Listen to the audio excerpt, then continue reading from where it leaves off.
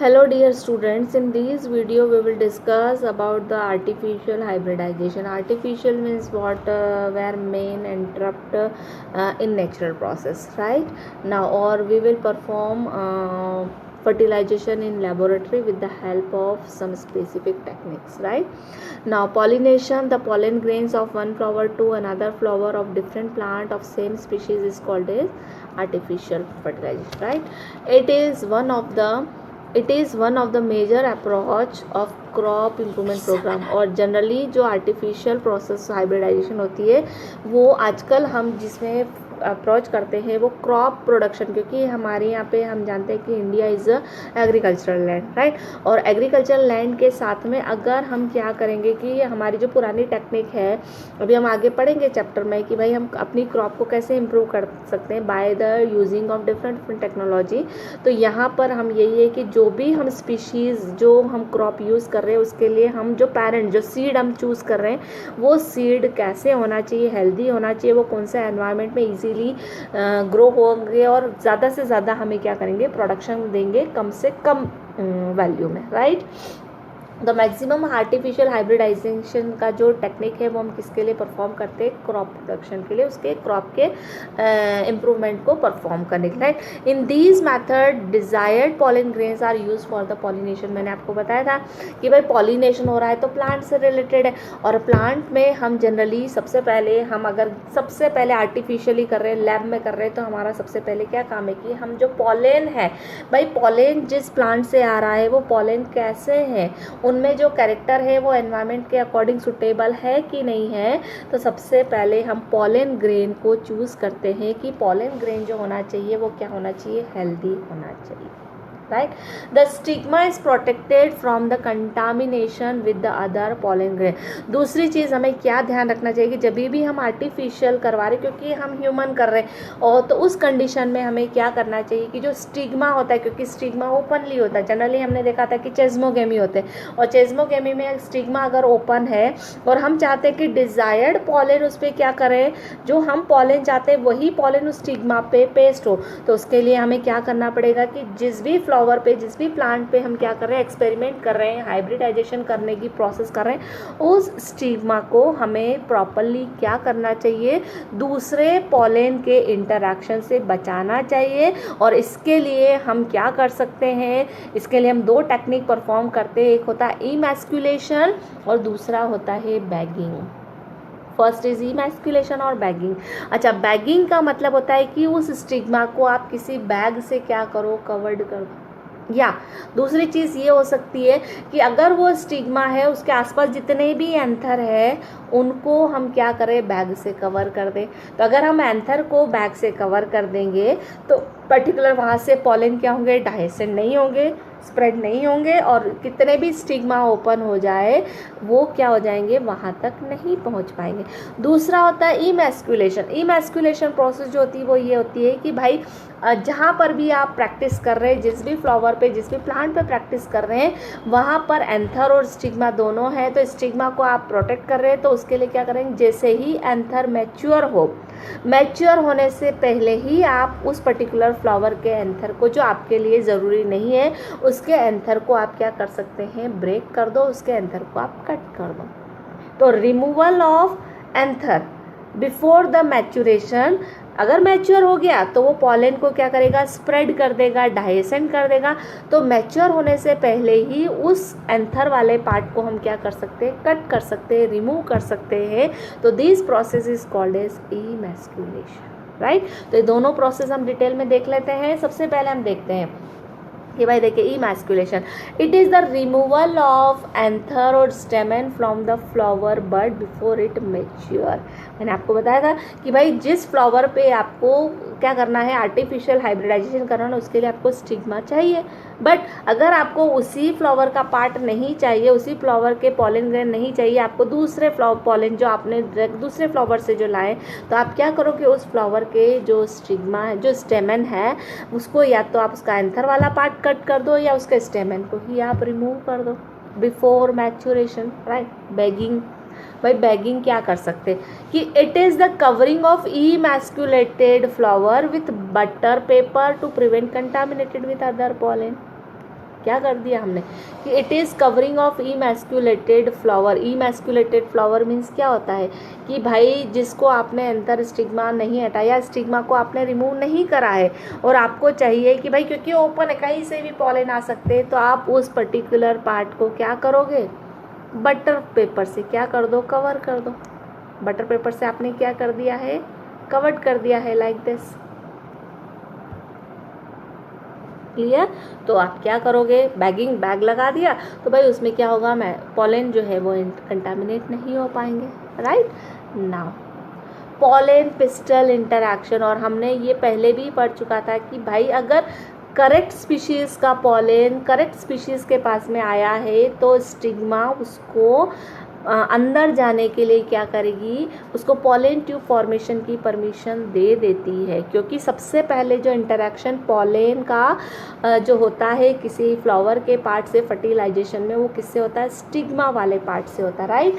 तो यहाँ पर हमने क्या पिस्टिल, पिस्टिल मीन्स क्या होता है, that is called as carpel, female part, और फीमेल पार्ट का भी कौन सा वाला पार्ट सबसे पहले पॉलन के कॉन्टेक्ट में आता है, that is a stigma, upper most part. तो it is the ability to pistil to recognise the pollen of the same species, कि पॉलन का जो पिस्टल का जो स्टिग्मा पार्ट है वो सबसे पहले इंटरैक्ट कर सकता है उस पॉलन के साथ में कि जो पॉलन आया है वो उसकी सेम स्पीशीज़ का ही है या डिफरेंट स्पीशीज़ का है। अगर सेम स्पीशीज़ का होगा तो वो उसको परमिट करेगा for the pollen tube formation, but अगर डिफरेंट वाला हुआ तो वो उसको वहीं पे क्या करेगा, रिजेक्ट कर देगा कि you are not for the fertilization process. इसका मतलब क्लियर कि वो पॉलन ट्यूब फॉर्म नहीं करने देगा। अगर पॉलन ट्यूब ही नहीं फॉर्म होगी तो पॉलन के न्यूक्लियस कैसे जाएंगे, राइट। तो इट अंडरगोज पोस्ट पॉलिनेशन, इसका मतलब है कि पॉलन पिस्टल इंटरैक्शन में अगर पॉलन को परमिशन मिल जाती है, स्टिग्मा उसको परमिट कर देता है, तो इसका मतलब है कि वो सेम स्पीशीज से आया है। बट अगर नहीं आती है, इसका मतलब है कि आपका जो पॉलिनेशन के बाद की जो प्रोसेस है पॉलिनेशन की, वो कंटिन्यू क्या होगी, फर्टिलाइजेशन तक, प्रोसेस तक कंफर्म पहुंच जाएगी। और अगर वो क्या करता है, अगर क्या होता है रॉन्ग पॉलन ग्रेन आ जाता है, दूसरी स्पीशीज का आ जाता है, तो that should be reject from the stigma. Pistol उसको रिजेक्ट कर देगी और पॉलन ट्यूब को जर्मिनेशन ही नहीं होने देगी। इसका मतलब पॉलन अपनी ट्यूब ही फॉर्म नहीं कर पाएगा। Clear. Now next, the accept and rejection is mediated by the chemical components of pollen grain interacting with pistil। भाई सारी की सारी जो प्रोसेस है वो केमिकल प्रोसेस हो रही है, और इसका मतलब क्या है कि अगर पॉलन का, हमें मालूम है कि पॉलन का केमिकल अगर पिस्टिल के केमिकल से मैच नहीं हुआ तो पिस्टिल उसको ऑटोमेटिक क्या, क्योंकि अगर अदर स्पीशीज़ का हुआ तो उसका केमिकल अलग होगा, अगर सेम स्पीशीज़ का हुआ तो उसका केमिकल सेम होगा। तो अगर केमिकल का मैचिंग हो जाता है तो वो पिस्टिल क्या करेगी, उसको फर्दर पॉलिनेशन के लिए, उसको फर्टिलाइजेशन के लिए परमिट कर देगी। बट अगर केमिकल प्रॉपर मैच नहीं होते हैं तो वो उसको वहीं पे क्या करेगी, फर्दर प्रोसेस के लिए मना कर देगी। Next, now after interaction of pollen and pistol, अब क्या होता है भाई, हमने बोला कि स्टिग्मा पे पॉलन अटैच हो गया, पॉलन की जो पॉलन ट्यूब होती है वो फॉर्म होती है, और पॉलन ट्यूब में जनरली क्या होता है वो भी हम डिटेल में देखते हैं, पर सबसे पहले हम देखते हैं फर्टिलाइजेशन। तो पॉलिनेशन के बाद में जो नेक्स्ट स्टेप होती है that is called as fertilization. और फर्टिलाइजेशन मीन्स क्या होता है, जनरली जितने भी एंजियोस्पर्म्स होते हैं, और angiosperm means what, flowering plants, all flowering plant, और हमने बोला था flower is a reproductive part of the plant. जितने भी एंजियोस्पर्म होते हैं उनमें फर्टिलाइजेशन 2 बार होता है। उसमें क्या होता है, 2, जितने भी एनिमल्स होते हैं उनमें फर्टिलाइजेशन के भाई मेल और फीमेल गैमेट एक बार फ्यूज हुआ और जायगोट बना दिया, बट प्लांट्स में फर्टिलाइजेशन 2 बार होता है। That's why this fertilization is called as double fertilization, और ये सिर्फ प्लांट्स में होता है, एंजियोस्पर्म्स में होता है। और दूसरा क्या होता है, डबल फर्टिलाइजेशन और ट्रिपल फ्यूजन होता है। ट्रिपल मीन्स क्या होता है, एक होता है डबल फ्यूजन कि भाई एक एन ने दूसरे एन से क्या कर दिया, मैच कर दिया, तो वो क्या हो गया, 2n हो गया। But in case of flower 2n का जो क्रॉस होता है वो सिंगल n से होता है, और वहाँ पर जो नंबर ऑफ क्रोमोसोम होते हैं वो क्या होते हैं, 3n होते हैं, तो that is called as triple fusion. Clear. Now as the pollen grain mature, जैसे कि हमने जानता usually contain 1 vegetative cell and 2 generative cell. में हमने देखा था पॉलिन का जब स्ट्रक्चर देखा था तो हमने बोला था कि उसमें 2 न्यूक्लियाई होता है, उसमें एक वेजिटेटिव सेल होता है और 2 क्या होता है, जनरेटिव सेल्स होता है that develop into male gamete. और यहाँ पर 2 जनरेटिव सेल जो होते हैं वो कब फॉर्म होते हैं, क्योंकि हमने बोला था कि जब पॉलिन फॉर्म होते हैं तो उसमें 2 न्यूक्लियाई होते हैं, राइट, एक वेजिटेटिव होता है और एक जनरेटिव सेल होता है। तो जब पॉलिन ट्यूब फॉर्म होता है तो वहाँ पर जो जनरेटिव न्यूक्लियाई होता है वो फर्दर डिवाइड होता है और वो क्या फॉर्म करता है, मेल गैमेट फॉर्म करता है। Clear. Now in some plants pollen grain shades as 2 cell condition. In these generative cells divide into 2 male gamete as pollen tube form. मैंने अभी बताया था कि जो जनरेट, देखो वेजिटेटिव तो है वो क्या है एज इट इज है, बट जो जनरेटिव न्यूक्लियाई जब पॉलन ट्यूब में ट्रांसफ़र होता है तो वहाँ पर वो फर्दर डिवाइड हो जाता है, 2 सेल में हो जाता है और ये जो होते हैं वो क्या होते हैं, 2 मेल गैमेट्स होते हैं। चलिए ये देखिए यहाँ पर ये डायग्राम फॉर्म हो रहा है कि जैसे ही पॉलन किस पे होते हैं, स्टिग्मा पे स्टिक हुए, राइट। अच्छा, दूसरी बात हमने देखा था कि पॉलन की 2 वॉल होती है, एक होती है एक्साइन जो आउटर जिगजैग होती है, एक इंटाइन, और उसके अंदर क्या होते हैं, न्यूक्लियस। कितने न्यूक्लियस होते हैं, 2 न्यूक्लियस होते हैं, ठीक है। अच्छा, 2 न्यूक्लियस होते हैं तो देखिए एक होता है ट्यूब न्यूक्लियस और दूसरा होता है generative cell, right. Tube nucleus is also called as vegetative nucleus, ठीक है। अच्छा, यहाँ पर क्या होता है, जो ट्यूब न्यूक्लियस है वो सबसे पहले आगे आता है और वो क्या फॉर्म करता है, पॉलन ट्यूब। ये देखिए ट्यूब फॉर्म हो रही है, ठीक है। तो पॉलन ट्यूब फॉर्म करने का काम कौन करता है, ट्यूब न्यूक्लियाई। उसके बाद में दूसरा आता है जनरेटिव न्यूक्लियस, और जनरेटिव न्यूक्लियस जनरली क्या करता है, जैसे ही पॉलन ट्यूब बढ़ने लगती है, अब यहाँ पर जनरेटिव न्यूक्लियस जो है वो फर्दर, ये देखिए ये ट्यूब न्यूक्लियस है जो आगे ट्यूब को बढ़ा रहा है, बट यहाँ पर जनरेटिव न्यूक्लियस जो है वो 2 मेल गैमेट में क्या हो जाता है, डिवाइड हो जाता है, एक सेल से 2 सेल फॉर्म हो जाती है, right. As the pollen grains lands on stigma, देखो अब यहाँ पर वही जो मैंने बताया कि जैसे ही स्टिग्मा पे क्या करता है, लैंड करता है, इट स्टार्ट, अगर स्टिग्मा उसको क्या करती है, परमिट दे देती है, तो अब यहाँ पर पॉलन ट्यूब क्या हो जाती है, पॉलन ट्यूब का जर्मिनेशन स्टार्ट हो जाता है, right. The pollen tube develops come out of germ pore, और हमने ये भी बताया था कि पॉलन का जो स्ट्रक्चर है पूरा स्पोरोपोलिनिन होता है, बट एक पर्टिकुलर पार्ट होता है जहाँ पर स्पोरोपोलिनिन सेल्यूलोज नहीं होता है, और वो पर्टिकुलर पार्ट क्या होता है, जर्म पोर, और पॉलन ट्यूब का जो फॉर्मेशन होता है वो जनरली वहीं से होता है, जर्म पोर के पास, right. It grows through the tissue of stigma, और कहाँ पर होता है, स्टिग्मा के टिश्यू को पेनिट्रेट करता है, फिर स्टाइल में, this is style, right, style में जाता है, उसके बाद में पेनिट्रेट द ओव्यूल, और वो कहाँ तक, ट्यूब जो है वो कहाँ तक पहुँच जाती है, यहाँ स्टिग्मा से होते हुए वो कहाँ तक जाती है, ओव्यूल के माइक्रोपाइल तक। और माइक्रोपाइल मैंने बताया था कि जहाँ पर इंटेग्यूमेंट की लेयर नहीं होती है, that particular part is called as micropyle, और वहीं से माइक्रोपाइल से वो ट्यूब वहाँ तक जाती है और यहीं से वो अपने न्यूक्लियाई कौन से वाले, 2 न्यूक्लियस, कौन से वाले, 2 मेल गैमेट जो जनरेटिव सेल से डेवलप हुए हैं उनको माइक्रोपाइल के अंदर क्या कर देती है, ट्रांसफ़र कर देती है, और पॉलन ट्यूब यहीं पे ख़त्म हो जाती है, ठीक है। Now ovule, penetrate the ovule, the entry of pollen tube into ovule to form different place. अच्छा, एक चीज़ और है कि भाई ओव्यूल है तो ओव्यूल में जनरली पॉलन ट्यूब कहाँ से, आपका जो उनका जो 2 मेल गैमेट है वो कहाँ से एंटर करेगी, ओव्यूल तक कहाँ तक भेजेगी, क्योंकि न्यूक्लियाई जब तक नहीं भेजेगी तब तक ओव्यूल का न्यूक्लियाई उससे फ्यूज़ नहीं होगा। तो इसके लिए 3 कंडीशन हो सकती है, ओव्यूल में जो पॉलन ट्यूब है वो 3 पर्टिकुलर एंड से एंट्री कर सकती है। सबसे पहले दैट इज़ अ पोरोगेमी, ध्यान रखिएगा, पोरोगेमी।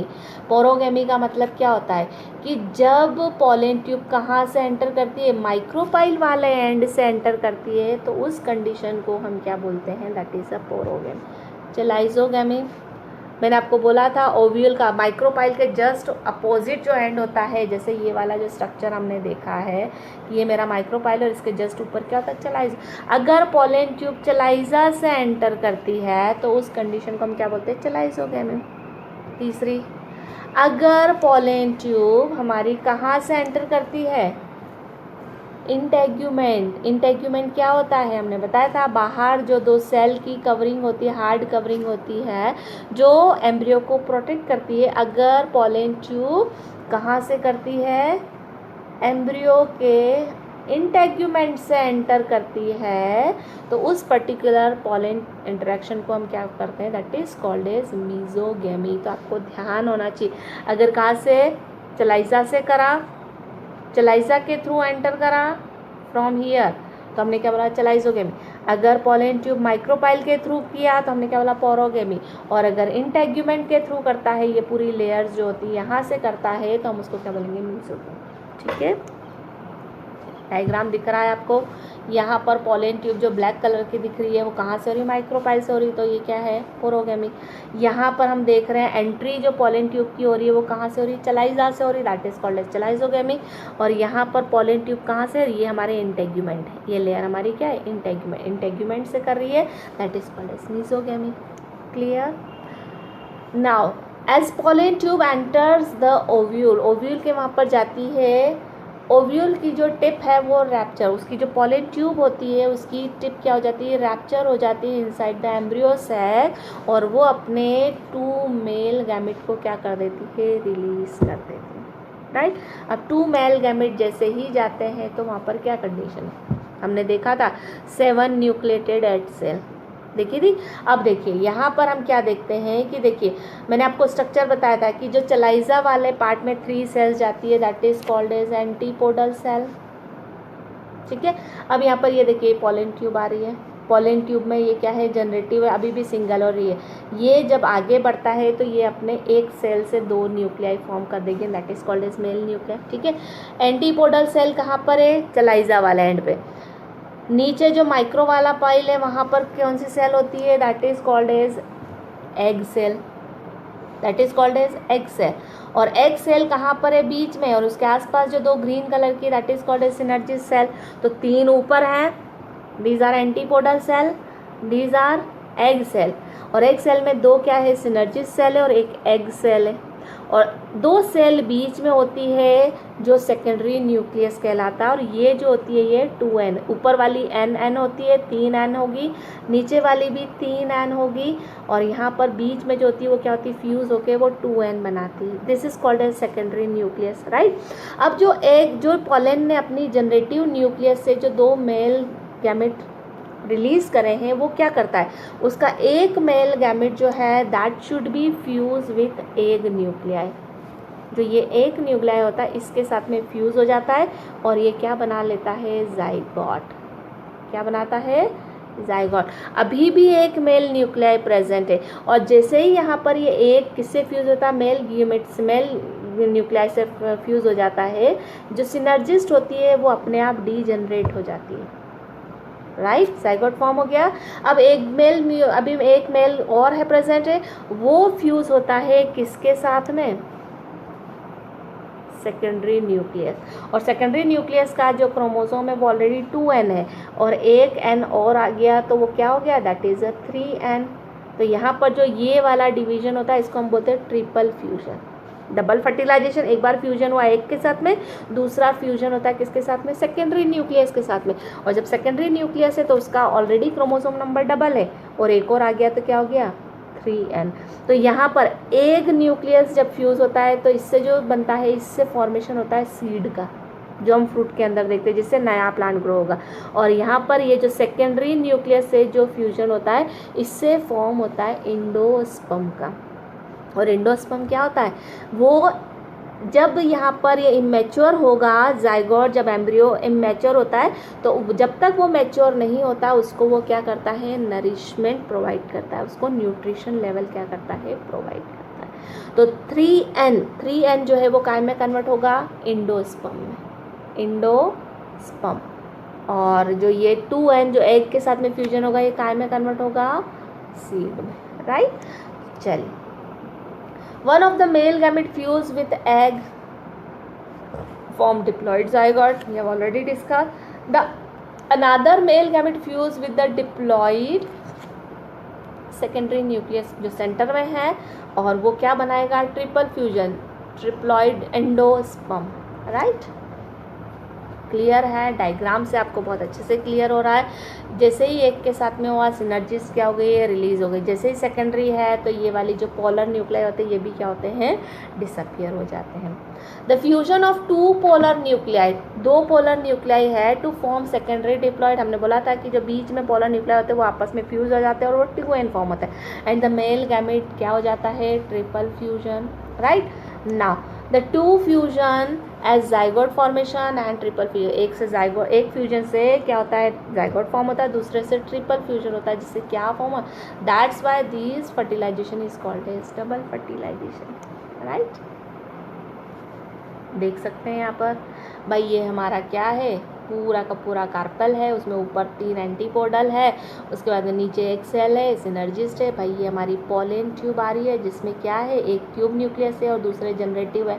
तो ट्यूब न्यूक्लियस अपने आप डीजनरेट हो जाता है और यहाँ पर एक जो है वो किससे करेगा, एग से, और दूसरा जैसे एग से करा तो सिनर्जिस्ट गायब हो गई, और जैसे ही हमने क्या करा ये डबल वाले से करेगा तो एंटीपोडल भी क्या हो जाएगी, डीजनरेट हो जाएगी। यहाँ पर आपको डायग्राम दिख रहा है, ठीक है। नाउ पोस्ट फर्टिलाइजेशन इवेंट्स क्या होते हैं कि जब फ्यूजन हो जाता है, जब पूरी प्रोसेस हो जाती है तो उसके बाद में क्या क्या प्रोसेस होती है, तो अब हम 1 बाय 1 देखते हैं। और ये जो पोस्ट फर्टिलाइजेशन इवेंट्स है we will discuss in next video. So till that bye bye students, thank you very much, bye.